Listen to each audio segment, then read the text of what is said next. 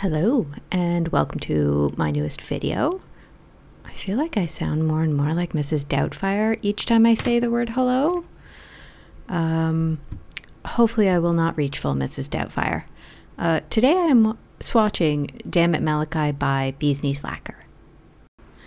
I feel like I need to do a topic Tuesday on my weird nail polish buying patterns because I somehow keep buying polishes I think are orange, but then they show up and I realize they're not orange. But congratulations to me, this time I got it right. My old stain is still there on my thumb, and guess what has joined him? You guessed it, a stain on my index finger. This nail polish will stain. It stains only in little pigment spots for me. It won't stain the entire nail plate, and it doesn't stain every time, so do with that what you will. Now, even knowing this, I did not double up on base coat. I did not wear an explicitly stain resistant one either. Clearly, none of this stops me from actually wearing this polish. On the bright side, my new stain is close to the tip of my finger, so will probably be gone in, 3 weeks to a month. The base color here is a nice vibrant pumpkin orange with just a touch of dustiness. The shimmer you're seeing is mainly orange, but it will flip to almost red, then to orange, gold, and then just in some very extreme cases, barely into chartreuse. This polish needs 2 or 3 coats. I think you get good coverage in 2, but I paint pretty thin, so a 3rd coat isn't too wild an expectation for me. This is one that I might do 3 on the thumb, but only 2 otherwise, just because sometimes I have trouble getting things even on my thumb because it's so wide compared to my other nails.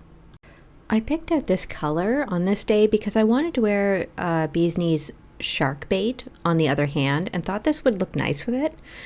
I wasn't working on a theme or anything like that. I just wanted a contrasting color. Shark Bait is a little bit dusty looking, so I wanted something to match that. Very slightly dustiness. The shimmer particle in this one is pretty large. It might almost be described as a micro-iridescent flake. It makes it look like a pumpkin disco ball. What could be better? The idea makes me want to put on some music. I can't right now or it'll show up on the mic, but you know. Mainly what you're seeing here from the shimmer is just the orange. Do not worry, there will be more finger wiggling later to show those other colors. Yes, I'm sure you're very concerned that it won't be shown later. Also, this is a good time to address my nail shape. It has changed again. It is officially gardening season and I have a lot to do outside.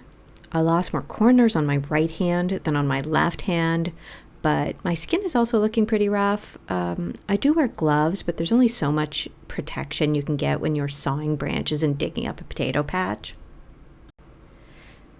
The first half of the summer is guaranteed to be about the same as this. And yes, once it is 30 Celsius, I consider it summer. I expect the temperature to go back down a little bit where I am, but right now it's pretty hot. For me, summer is the season which you get swamp boob, not a date on a calendar. The second coat made the color more vibrant on my thumb. I can tell it's just a little uneven, so I did go in here for the 3rd, and now we have achieved full disco pumpkin. You can see a tiny bit of the gold now, but it will become more prominent later in full sunlight.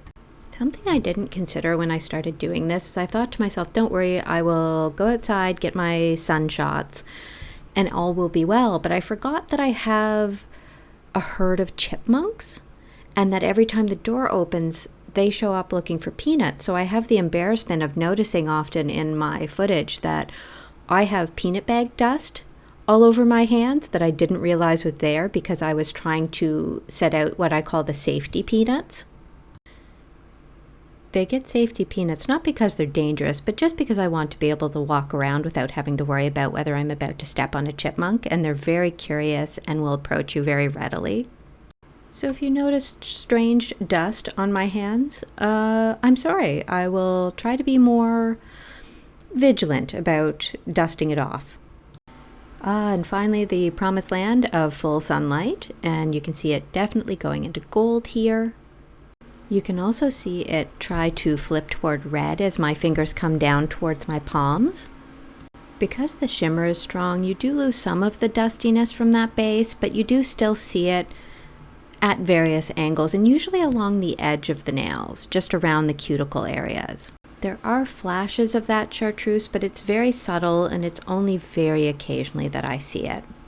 The polish does also have a bit of a metallic feel to it, maybe a little bit foily, but you can still see through that jelly base, and so it doesn't have totally metallic characteristics. All right, now we are inside next to a window, and there is no direct light hitting the nail polish, so you can see how it's starting to look even more metallic. You're getting tons of that gold color. The metallic nature of the polish, for me, this is a feature, not a bug.